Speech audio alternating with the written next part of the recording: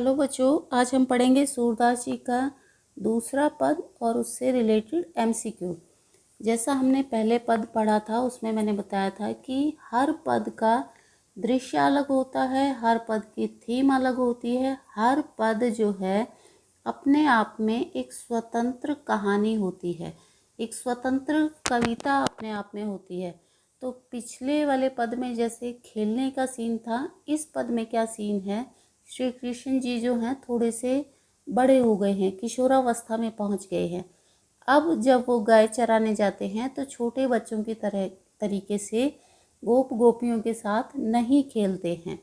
तो गोपियों को बड़ा बुरा लगता है कि श्री कृष्ण जी जो हैं नहीं खेलते हैं उनके साथ। अब उनका पैशन क्या है, अब श्री कृष्ण को सबसे ज़्यादा क्या पसंद है, मुरली बजाना। श्री कृष्ण जी जो हैं गाय चराते टाइम हर समय मुरली बजाते रहते हैं। इससे गोपियों को बड़ी जलन होती है, बड़ी ईर्ष्या होती है और वो अपनी ईर्ष्या को इस तरीके से अभिव्यक्त करती हैं कि सारा समय जो है, जो उनके साथ कृष्ण जी बातें कर सकते थे, उनके साथ खेल सकते थे, उनके साथ प्रेम भरी बातें कर सकते थे, अब वो सारा समय जो है मुरली को देते हैं। तो इसमें पूरे पैरा में ये है कि श्री कृष्ण किस किस मुद्रा में मुरली बजाते हैं, उनकी भाव भंगिमाओं का वर्णन है और गोपियों को कैसा लगता है इस बात का वर्णन है। तो चलिए देखते हैं। मुरली तऊ गोपाल ही भावती, मुरली ही आजकल गोपाल को भा रही है, भावती उनको पसंद है। आजकल गोपाल को सबसे अधिक जो चीज़ पसंद है वो है मुरली। गोपाल शब्द का अर्थ है गायों को पालने वाला। तो ये श्री कृष्ण जी का ही एक नाम है, उनके ढेरों नाम हैं। तो गोपाल का अर्थ है गायों को पालने वाला। आजकल गोपाल को केवल मुरली पसंद है, मुरली भा रही है। सुनरी सखी, एक गोपी दूसरी गोपी से कहती है कि हे सखी सुनो, यद्यपि हालांकि नंदलाल ही, नंद लाला को, श्री कृष्ण को नाना भांति नचावती, विभिन्न प्रकार से नाच नचाती है। हालांकि मुरली जो है श्री कृष्ण को विभिन्न प्रकार से नाच नचाती है, फिर भी मुरली ही श्री कृष्ण को आजकल सबसे पसंद है। अब बाकी जो 4-5 पंक्तियाँ आने वाली हैं उन सारी पंक्तियों में केवल यही है कि कैसे मुरली जो है उनको नाच नचाती है। तो हर एक लाइन में जो है एक अलग मुद्रा का वर्णन है कि किस तरीके से, अलग पोस्चर का वर्णन है कि कैसे श्री कृष्ण खड़े होकर के मुरली बजाते हैं। सबसे पहली लाइन में सबसे फेवरेट उनका जो पोज है, राखती एक पाई ठाड़ो करे, ठाड़ो मतलब खड़ा करना, एक पैर पर खड़ा रखती है। मुरली श्री कृष्ण को एक पैर पर खड़ा रखती है। अति अधिकार जनावती, इतना अधिकार जनाती है, वो इतना अधिकार जताती है कि उनको एक पैर पर खड़ा रखती है। एक पैर पर खड़ा होना एक मुहावरा भी है कि कोई जो है अपने नौकर को इतना ज़्यादा परेशान करता है, इतना ज़्यादा दिन रात दौड़ाता है, इतना ज़्यादा उससे काम कराता है कि वो नौकर जो है एक पैर पर खड़ा रखता है, यानी बहुत ज़्यादा भाग दौड़ कराना। लेकिन यहाँ दोनों ही अर्थ हो जाएंगे, ये उससे भी जुड़ सकता है अर्थ। श्री कृष्ण की सबसे प्रिय मुद्रा है एक पैर पर खड़े होकर के मुरली बजाना। तो एक पैर को वो सीधा रख करके और एक पैर को टेढ़ा रख करके जैसे वो खड़े होते हैं, ये उस पोस्चर के लिए है कि इतना अधिकार जताती है कि देखो श्री कृष्ण जो है एक पैर पर ही खड़े रहते हैं, एक पैर पर खड़े रह करके मुरली बजाते रहते हैं। कोमल तन आज्ञा करवाती, उनका इतना कोमल तन है, वो इतने प्यारे से हैं, इतने कोमल से हैं, उनसे ये मुरली कैसी कैसी आज्ञा का पालन कराती है। कटी कहते हैं कमर को, टेढ़ो है आवती, उनकी कमर भी मुरली बजाते बजाते टेढ़ी हो जाती है। अब ये दूसरा पोस्चर है कि किसी पेड़ के सहारे खड़े हैं, थोड़ी सी कमर टेढ़ी करके, एक पैर उठा करके और एक पैर सीधा ज़मीन पर रख करके। ये फेवरेट वाला पोस्चर जो आपने देखा होगा फोटोज़ वगैरह में, ये उसी पोस्चर की बात हो रही है कि इतना कोमल तन है उनका, लेकिन फिर भी वो एक पैर पर खड़े रहते हैं और अपनी कमर को मोड़े रखते हैं। उनकी कमर भी टेढ़ी हो जाती है। अति अधीन, इतना अधीन बना लिया है उन्होंने बिल्कुल गुलाम बना लिया है। सुजान, मुरली जो है इतनी चतुर है कनोड़े कि वो जो है उनको उन्होंने बिल्कुल दास बना लिया है। मुरली इतनी चतुर है कि श्री कृष्ण को अपने वश में कर लिया है, बिल्कुल उन्होंने उसको अपना दास बना लिया है। कैसे दास बना लिया है? जैसे कोई दास अपने मालिक के सामने हमेशा गर्दन झुका कर के हाथ जोड़ कर के खड़ा रहता है, ठीक उसी तरीके से गिरिधर, नार, नवावती, नार कहते हैं गर्दन को, नवावती मतलब झुका कर खड़े रहते हैं। गिरिधर, गिरी को धारण करने वाले, गिरी कहते हैं पर्वत को। कि वैसे तो श्री कृष्ण ने पर्वत को, पहाड़ को अपने हाथों पर उठा लिया था, अपनी उंगली पर उठा लिया था। गिरी को धारण करने के कारण इनका नाम गिरिधारी पड़ा। तो वैसे तो ये श्री कृष्ण ऐसे हैं कि उन्होंने अपने उंगली पर पर्वत को उठा लिया था, लेकिन वो मुरली के इतने अधीन हो गए हैं कि उसके बिल्कुल नौकर बन गए हैं। उसके सामने गर्दन झुकाकर खड़े रहते हैं। गर्दन झुकाकर मुरली बजाना, ये नेक्स्ट पोस्चर उन्होंने बताया है। आपुन, अपने आप, पौड़ी, पड़ी रहती है। अधर कहते हैं होठों पर, होठों को, सजा मतलब सेज, मानो कोई सेज पर कोई विवाहिता औरत, नई नवेली दुल्हन मान लो पड़ी हुई है और कोई जो है उसके पैर दबा रहा है, ये बिल्कुल उसी तरीके से है। मुरली जो है श्री कृष्ण के होठों पर लगातार पड़ी रहती है, उनके होठों रूपी सेज पर लगातार पड़ी रहती है। और कोई जैसे उनके पैर दबा रहा हो, इसी प्रकार से श्री कृष्ण अपने हाथों से, कैसे हाथ हैं उनके, पल्लव, बिल्कुल फूलों की पंखुड़ियों जैसे कोमल, ऐसे हाथों से वो अपने उनसे पैर दबवाती है। जैसे मुरली बजाने के लिए मुरली के छेद हैं, उनको खोलना और बंद करना, दबाना बार बार, ये उस सीन को बताया गया है कि वो जो मुरली बजाते हैं ऐसा लगता है कि मानो जो हैं वो मुरली के पैर दबा रहे हैं, और वो मुरली जो है सेज पर सोई पड़ी है। और वो सेज कौन सी है? श्री कृष्ण के होठ। अगला क्वेश्चन उन्होंने बताया, भ्रकुटी कुटिल नैन नासापुट हम पर कोप करावती। हमारे ऊपर ऐसा लगता है श्री कृष्ण जी क्रोधित हैं, और वो ऐसा उन्हें क्यों लगता है? क्योंकि बांसुरी बजाते समय भ्रकुटी कुटिल, उनकी भौहें जो हैं थोड़ी टेढ़ी हो जाती हैं। भ्रकुटी मतलब आईब्रोज, और उनके नैन, उनकी निगाहें जो हैं थोड़ी सी टेढ़ी हो जाती हैं। उनकी निगाहें और उनकी आईब्रोज जो हैं थोड़ी टेढ़ी हो जाती हैं। नासापुट, और उनके नथुने जो हैं थोड़े से फूल जाते हैं। जैसे बांसुरी के छेद में हवा फूंकते हैं उस समय उनकी नाक जो है थोड़ी सी फूल जाती है, उनकी आंखें और उनकी आईब्रोज थोड़ी सी टेढ़ी हो जाती है। तो ऐसी शक्ल देख करके गोपियों को लगता है कि श्री कृष्ण जी जो है हमारे ऊपर गुस्सा कर रहे हैं, और गुस्सा जो है ये बांसुरी उनसे करा रही है। इस सारी सिचुएशन में सूर प्रसन्न जानी एको छिन, गोपियाँ केवल एक क्षण के लिए, छिन एको छिन, एक क्षण के लिए केवल गोपियाँ प्रसन्न होती हैं। और वो कब प्रसन्न होती हैं?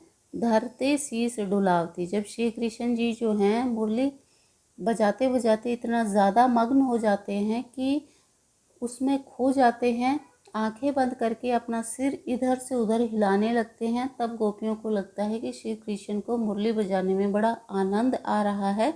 तो केवल वो एक क्षण उन्हें लगता है कि हाँ, मुरली जो है उन्हें प्रसन्नता दे रही है। बाकी सारे टाइम जितने भी इन्होंने बिंब बनाए हैं, जितने भी इन्होंने दृश्य बनाए हैं, जितने भी पोस्चर बताए हैं कि कैसे कैसे पोस्चर में श्री कृष्ण जो है मुरली बजाते हैं, वो सारे पोस्चर गोपियों को ऐसे लगते हैं कि वो मुरली जो है उनसे विभिन्न प्रकार के नाच नचा रही है। तो इस पूरे पैरा में गोपियों की ईर्ष्या है व्यक्त हुई है मुरली के प्रति, क्योंकि श्री कृष्ण जी जो हैं अपना सारा समय मुरली को दे रहे हैं। और डिफरेंट इसमें पोस्चर बताए गए हैं कि वो कैसे खड़े होकर के मुरली बजाते हैं। एक पैर पर खड़े होकर के, कमर टेढ़ी करके, थोड़ी सी गर्दन झुका करके, और हाथों का मूवमेंट उन्होंने बताया है। और उसके बाद जो है नाक थोड़ी सी फूल जाती है, आईब्रोज थोड़ी सी टेढ़ी हो जाती है। ये सारी भाव भंगिमाएँ जो हैं मुरली बजाते समय श्री कृष्ण की बताई हैं गोपियों ने। चलिए एक एक करके इस पद के प्रश्न उत्तर देखते हैं। आजकल गोपाल को क्या पसंद है? आजकल गोपाल को केवल मुरली बजाना पसंद है। गोपियों को मुरली से ईर्ष्या क्यों है? गोपियों को मुरली से ईर्ष्या इसलिए है क्योंकि श्री कृष्ण आजकल मुरली बजाने में व्यस्त हैं और गोपियों को समय नहीं दे पाते। गोपियाँ मुरली को इतना भला बुरा क्यों कहती हैं? क्योंकि श्री कृष्ण को मुरली जो है विभिन्न प्रकार के नाच नचाती है। विभिन्न जो पोस्चर बनाकर खड़े होते हैं उन पोस्चरों को गोपियाँ जो है नाच नचाना कहती हैं। मुरली श्री कृष्ण पर अति अधिकार कैसे जताती है? क्यों लगता है उनको गोपियों को कि मुरली अपना बहुत ज़्यादा अधिकार उनके ऊपर दिखाती है? पहली भाव भंगिमा को देख करके जब श्री कृष्ण एक पैर पर खड़े होकर मुरली बजाते हैं तो ऐसा लगता है गोपियों को कि इनके ऊपर मुरली अपना बहुत ज़्यादा अधिकार जता रही है। अगला प्रश्न देखते हैं। श्री कृष्ण का तन कैसा है? श्री कृष्ण का तन बड़ा कोमल है। श्री कृष्ण की कमर टेढ़ी कैसे हो जाती है? बांसुरी बजाने के कारण। बांसुरी बजाने में इतनी मेहनत नहीं लगती कि कमर टेढ़ी हो गई, लेकिन ये इनका एक पोस्चर है, पेड़ के सहारे खड़े होते हैं थोड़ा सा टेढ़ा होकर के, तो ये उसके लिए है। श्री कृष्ण किसके सामने गर्दन झुकाकर खड़े होते हैं? बांसुरी के सामने। गोपियों को लगता है कि बांसुरी के सामने उन्होंने गर्दन झुकाई है, हालांकि उनका बांसुरी बजाने का वो भी एक फेवरेट पोस्चर है। बांसुरी को चतुर मालिक क्यों कहा गया है? क्योंकि श्री कृष्ण को अपने सामने झुकाकर खड़ा करती है। जैसे कोई नौकर है अपने मालिक के सामने हमेशा गर्दन झुकाए खड़ा रहता है, ठीक उसी प्रकार श्री कृष्ण जी जो हैं बांसुरी को बजाते समय अपनी गर्दन नीचे किए रहते हैं। बांसुरी कैसी सेज पर पड़ी रहती है? श्री कृष्ण की अधर रूपी सेज पर। मानो कोई नवविवाहिता है और वो हमेशा सेज पर लेटी रहती है, उसी प्रकार बांसुरी जो है श्री कृष्ण के होठों पर हमेशा पड़ी रहती है। बांसुरी के पैर कौन दबाता है और कैसे दबाता है? इसमें बताया है जैसे बांसुरी बजाते समय श्री कृष्ण बांसुरी के छेदों पर अपनी उंगलियां रखते हैं, उसे खोलते हैं, उसे बंद करते हैं, उसको गोपियों ने बांसुरी के पैर दबाना कहा है। गोपियों को क्यों लगता है कि बांसुरी उन पर क्रोध करा रही है? बांसुरी बजाते समय श्री कृष्ण की एक अगली जो भंगिमा है कि उनके नथुने फूल जाते हैं, यानी नाक थोड़ी सी फूल जाती है और भ्रुकुटी टेढ़ी हो जाती है, उनकी आंखें और आईब्रोज थोड़ी सी टेढ़ी हो जाती हैं, तो उनकी शक्ल देखकर गोपियों को लगता है कि श्री कृष्ण जो है उनके ऊपर गुस्सा कर रहे हैं। गोपियों को केवल एक क्षण के लिए प्रसन्नता कब होती है? जब श्री कृष्ण बांसुरी की धुन में मगन होकर आंखें बंद करके सिर इधर उधर डोलाते हैं, तो गोपियों को लगता है कि हाँ, श्री कृष्ण जो हैं इस समय बहुत प्रसन्न है। उनको प्रसन्न देख करके गोपियों को भी प्रसन्नता होती है। नाना भांति नचाना किसके लिए प्रयोग किया गया है? नाना भांति नचाना जो शब्द है मुरली के लिए प्रयोग किया गया है कि मुरली जो है श्री कृष्ण को नाना भांति अपने इशारों पर नचाती है। अगला प्रश्न है, ऐसा क्यों कहा गया है? यानी नाना भांति नचाना क्यों कहा गया है? नाना भांति नचाना इसलिए कहा गया है क्योंकि मुरली बजाते समय श्री कृष्ण जो हैं विभिन्न मुद्राएं बनाते हैं, अलग अलग ढेर सारे पोस्चर बनाते हैं। उन पोस्चरों के लिए कहा गया है कि नाना भांति मुरली उनको नचाती रहती है। सूरदास किसकी भक्ति करते थे? श्री कृष्ण की भक्ति करते थे। सूरदास द्वारा रचित पद किस पुस्तक में संकलित हैं? सूर सागर नाम से एक पुस्तक उनके अनुयायियों ने छपवाई है जिसका नाम है सूर सागर। सूरदास ने कृष्ण के किस रूप का सबसे अच्छा वर्णन किया है? श्री कृष्ण की बाल लीलाओं का जितना अच्छा वर्णन सूरदास ने किया है, पूरे हिंदी साहित्य में किसी भी अन्य कवि ने नहीं किया। तो सूरदास द्वारा रचित जो पद हैं उसमें बाल लीलाओं का सबसे अधिक सुंदर वर्णन है। गोपियाँ मुरली के प्रति कैसा भाव रखती हैं? ईर्ष्या का भाव रखती हैं, जलन का भाव रखती हैं। मुरली को सुजान क्यों कहा गया है? सुजान कहते हैं चतुर मालिक को।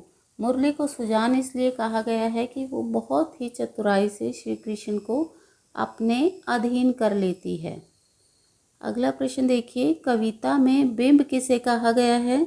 कविता में बिंब होता है शब्दों के माध्यम से चित्र उपस्थित करना।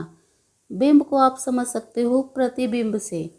प्रतिबिंब भी जो है बिंब शब्द से बना है, उसका अर्थ है छाया, या मतलब अपना फोटो किसी भी तरीके से आईने में, पानी में, कहीं भी रिफ्लेक्शन देखना अपना। बिंब क्या है? एक चित्र बनाना, कविता में शब्दों के माध्यम से ऐसा वर्णन करना कि हमें लगे कि हमारी आंखों के सामने बिल्कुल चित्र उपस्थित हो गया है और उसको हम देख पा रहे हैं। इस पद में श्री कृष्ण के कौन कौन से नाम बताए गए हैं? 2-3 नाम इसमें बताए गए हैं, गोपाल, नंदलाल और गिरिधारी। गोपाल नाम का शाब्दिक अर्थ क्या है? गायों को पालने वाला, गौ को पालने वाला गोपाल। गिरिधारी का क्या अर्थ है? गिरि को धारण करने वाला, यानी पर्वत को धारण करने वाला। गिरि शब्द कहते हैं पर्वत को। तो ये सूरदास जी के पद के क्वेश्चन आंसर थे। आई होप आपको अच्छे से समझ आए होंगे।